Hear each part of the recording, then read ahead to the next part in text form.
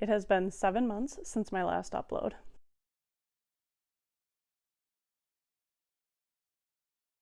Hi. If you remember following me last year and you clicked on this video, thank you for coming back. Some stuff has happened, a lot of things actually, and enough time has passed now that I think it's appropriate that I come on here and talk to you guys about what happened. And I'm kind of struggling to figure out how to say this, but being a prepper really did save us during this time that we went through these past 7 months. And not how you would think. There were no natural disasters in Wisconsin this year. So if you're not a prepper already, you may not understand why being a prepper helped us during this time, but it truly did. And I have never been more thankful to have started the prepping journey before this all happened. And I'm going to share that with you now and hopefully inspire some of you, especially those who haven't started prepping and are thinking about prepping. This might be the story that you need to really get the motivation to start.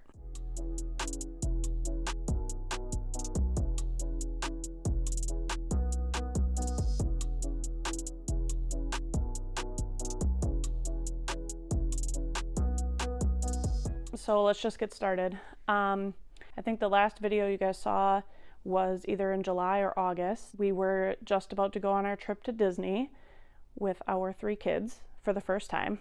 If you followed my journey, you know that the way I go about getting my prepping supplies is really budgeted, especially my food supply. I do a lot of couponing for that, and that's because we didn't have a whole lot of disposable income. We were comfortable, but there wasn't all of this money to be spent on prepping things. So my husband and I really carefully thought out what we were going to buy and how we would buy it. So we went on this trip to Disney. It went really well. We all had a great time.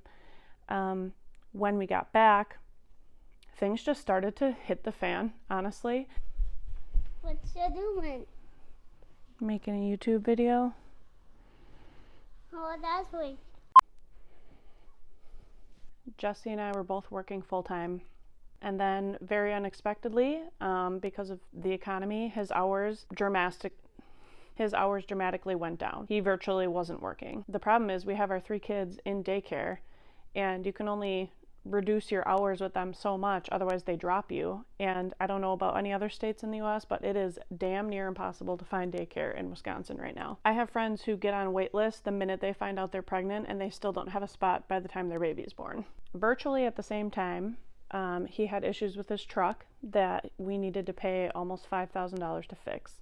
And on top of all of that, I found out that I was pregnant with our 4th. So things went from super chill to super crazy really fast. And we went from living comfortably with enough income to try and get ahead little by little with prepping supplies and stuff when we could, and making memories with our kids once a summer, to struggling to pay our bills after a few weeks, including daycare and everything else. It was super stressful. But what honestly saved us from potentially needing to default on loans and all of this other stuff that could have happened, we were able to drastically reduce our expenses every month by using our preps. So for the next few months, I was really strategic about what we ate.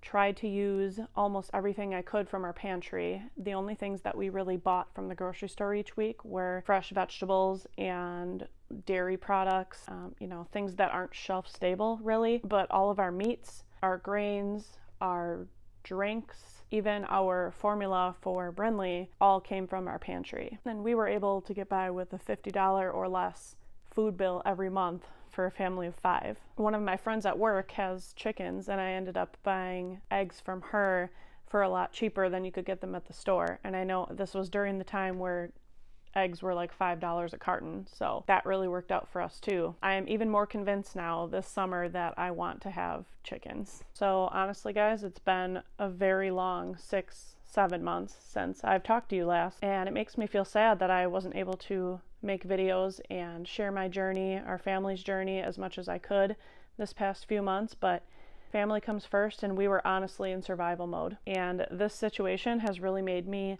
even more motivated and inspired to start prepping than even before. I will, at the end of this video, give you a tour of what our pantry looks like now. But anyway, my husband did eventually get back to work, and I have taken my camera along on several adventures of trying to rebuild our stockpile, and I'm really excited to share over the next few videos what we have been doing this early spring, late winter. I don't know if I mentioned it in one of my last videos, but I was halfway joking about the amount of maple trees we have on our property and telling Jesse that we should make maple syrup or attempt to, and we did. So we've got maple syrup making, Sam's Club haul, bread making, all of these attempts to get back on the right track with prepping and continue along our journey, and I can't wait to share all of that with you. Again, if you had followed me before, thank you so much for coming back.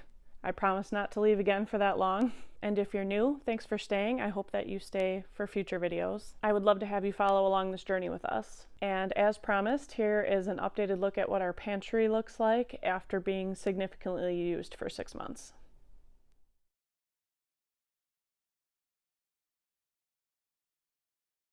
Go ahead and just excuse my laundry there. It's laundry day Sunday.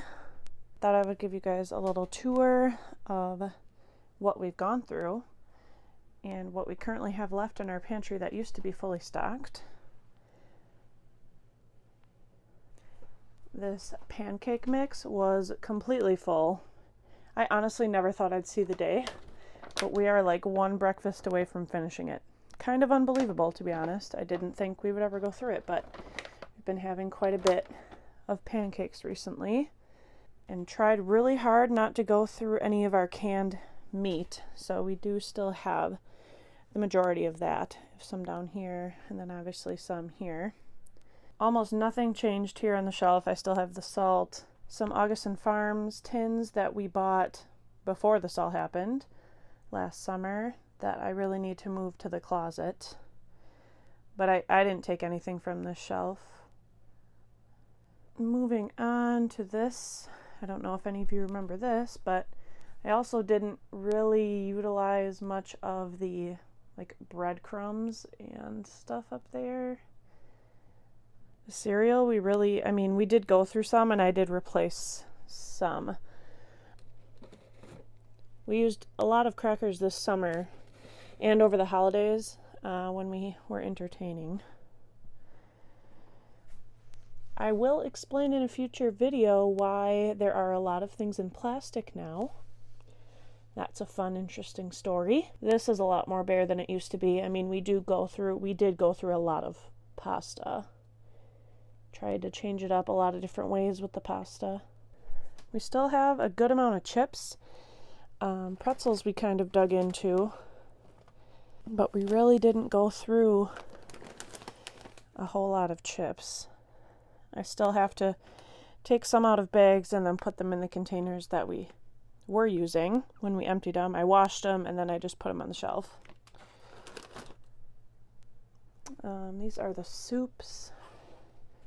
I do still have quite a bit of chicken broth left. The popcorn is empty. The granola bars, super empty. I don't know if you remember me talking about like the amazing deal I got at Walgreens once, and I had this whole thing filled with granola bars. We now only have 2 boxes of granola bars. And if you're wondering what these are, my mother, who knows that my 4-year-old and my 2-year-old love making popcorn. It's like their favorite nighttime activity. After a bath, they have popcorn and watch a movie. You would think, oh, that's cute.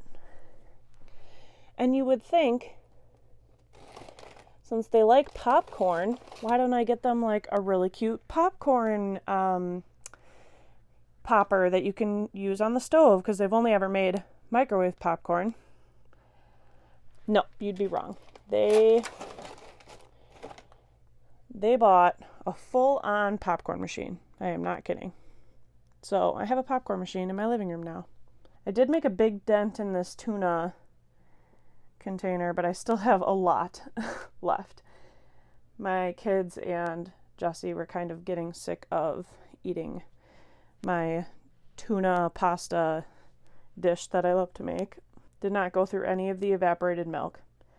Not a single one. But I didn't really expect to. I have that for if we run out of milk as an option, like fresh milk that you can buy from a store, but those were some of the things that I still bought at the store.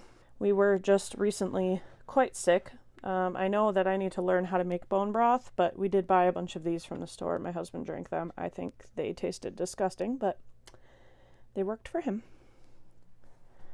Now my cans, I still don't have the 2 or 3 can rotators that I said I was going to buy at the end of part 1 of my pantry makeover. That is coming, I swear. My cream of chicken, almost gone. Cream of mushroom. This is all the mushroom soup, so golden mushroom and cream of mushroom. But I think I'm almost out of all my cream of mushroom. I only have the one.